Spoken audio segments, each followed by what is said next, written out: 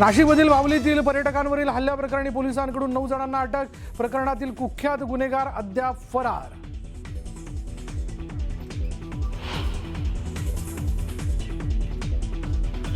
उपमुख्यमंत्री एकनाथ शिंदे दिल्लीसाठी रवाना। नवी दिल्लीत एनडीएच्या नेत्यांची बैठक।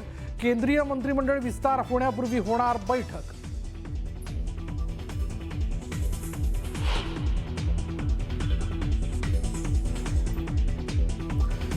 जो राम का नहीं वो किसी काम का नहीं है, उद्धव ठाकरेंना समजलं। ठाकरेंचं रामरक्षा आंदोलन उशिरा सुचलेलं शहाणपण। एकनाथ शिंदेंचा उद्धव ठाकरेंवर जोरदार निशाणा।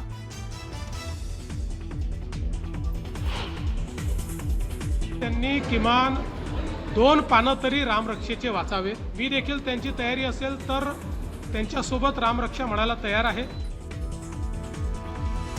उद्धव ठाकरेंनी रामरक्षेची किमान 2 पानं वाचावी। ठाकरेंसोबत मीही रामरक्षा वाचायला तयार। मुख्यमंत्र्यांचा उद्धव ठाकरेंना टोला।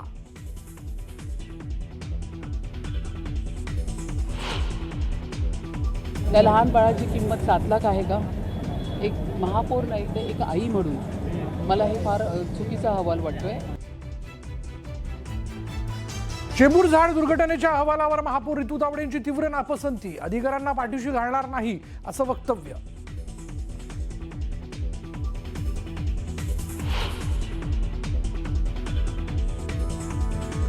डॉक्टरांना मारहाण करणारा शिवसेनेचा मारकुटा नगरसेवक रमेश म्हात्रेला जामीन मंजूर।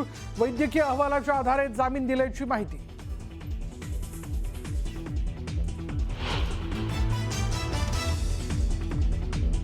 पावसानं ओढ दिल्यानं शेतकऱ्यांची चिंता वाढल्या। पेरण्या रखडल्या। काही ठिकाणी दुबार पेरणीचंही संकट।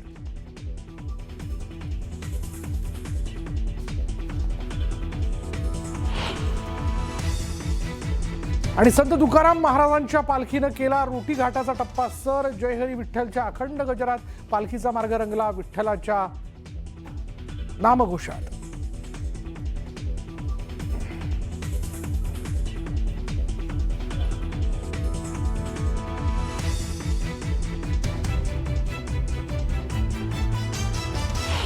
बातमी आहे आपल्या वाढदिवसानिमित्त मुंबई पालिकेच्या आरोग्य समितीचे अध्यक्ष हरीश भांदरगे यांनी एक नवीनच संकल्प केलाय।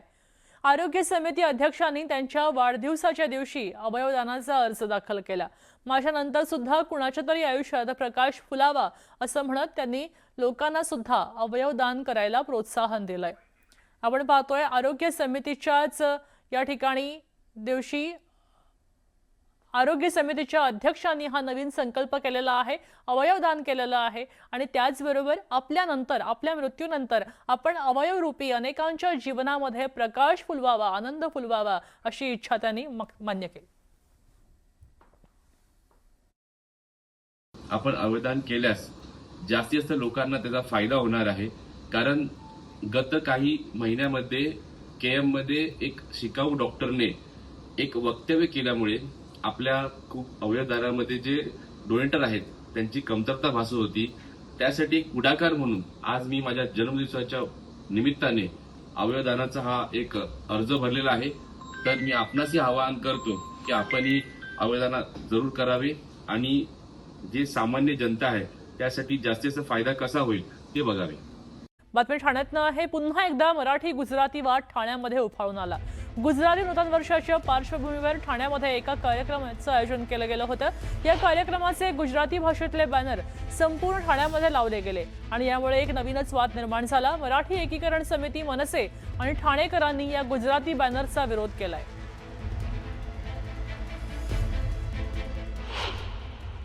हा मराठीतच पाहिजे बॅनर, मराठीत पाहिजे। हा बॅनर आता गुजरातीत लावलेला आहे। नाही मराठीच पाहिजे साहेब, बरोबर आहे। मराठीवाल्यांना मराठीच पाहिजे ना। बॅनर आता गुजरातीमध्ये लावलेला आहे। अनेक लोकांनी याचा विरोध केलाय। का विरोधच करायला पाहिजे ना, तो विरोधच करायला पाहिजे तू। चला मित्र काय सांगशील तू? बॅनर बघतोय तू बरोबर। महाराष्ट्रामध्ये मराठीत बॅनर पाहिजे आणि लावला गुजरातीमध्ये। मराठी एकीकरण समितीने याचा विरोध केलाय।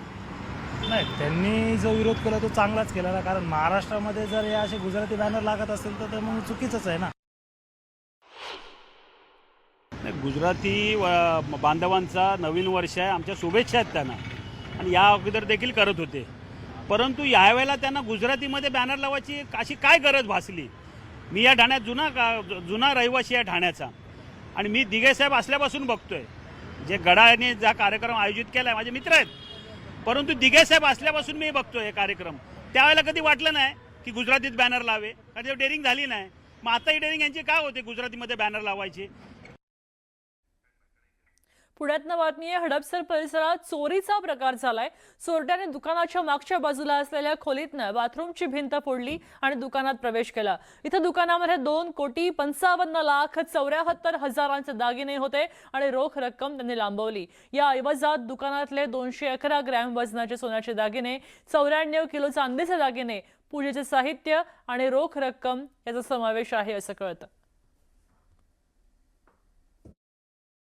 तर त्याच्यामध्ये एकूण सोन्याचे 211 ग्रॅम वजनाचे दागिने आणि चांदीचे 94 किलो वजनाचे दागिने आणि रोख रक्कम रुपये 50,000 असा मुद्देमाल चोरीला गेलेला आहे. ज्या ठिकाणी चोरी झालेली आहे आराध्या ज्वेलर्स, तर त्याच्या आजूबाजूच्या परिसरातील CCTV आपण चेक करतो आहे आणि याच्यात जे संशयित मिळून येतील त्यांचा आपण शोध घेतो. नमस्कार, मी मृगा. आज महाराष्ट्राची खबरबात या बातमीपत्रामध्ये महाराष्ट्राच्या कानाकोपऱ्यातनं बातम्यांचा आपण आढावा घेतोय. पहिलीच बातमी आहे डोंबिवलीमधनं. इथं मनपा रुग्णालयामध्ये डॉक्टर मारहाण प्रकरणी ही अपडेट आलेली आहे. कल्याण कोर्टानं नगरसेवक रमेश म्हात्रेंना जामीन मंजूर केलाय. म्हात्रेंना न्यायाधीश KS कातकाडेंनी जामीन मंजूर केल्याचं पाहायला मिळत आहे. रमेश म्हात्रे आता जामिनावर सुटणार आहेत. रमेश म्हात्रे यांनी रुग्णालयात जाऊन इथल्या आरोग्य कर्मचाऱ्यांवर त्याचबरोबर डॉक्टरवर मारहाण केली होती आणि या प्रकरणी ते अटकेत होते. त्यांना आता जामीन मंजूर झालेला आहे. वैद्यकीय अहवालाच्या आधारे हा जामीन मंजूर झाल्याचं कळतंय. आपल्यासोबत अजित मांढरे जोडलेत, आपल्याला अधिक माहिती देत आहेत.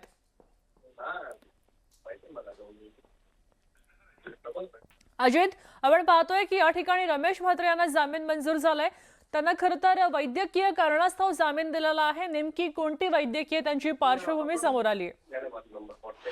डोंबिवलीतलं डॉक्टर मारहाण प्रकरण मधले मुख्य आरोपी जे आहेत रमेश म्हात्रे यांना कल्याणातल्या न्यायालयाने KS कातकडे न्यायाधीश यांनी जामीन दिलाय. यामध्ये जे ग्राउंड्स होते, विशेष करून जे युक्तिवादाला समोर आणले होते त्यांच्या वकिलांनी, त्याच्यामध्ये वैद्यकीय कारण त्यांनी प्रामुख्याने दिलं होतं, ज्यामध्ये त्यांना एक किडनी आहे, त्यांचा रक्तदाब जो आहे तो वारंवार फ्लक्च्युएट होतोय, त्यांना यामुळे उच्च रक्तदाबाचा त्रास होतोय.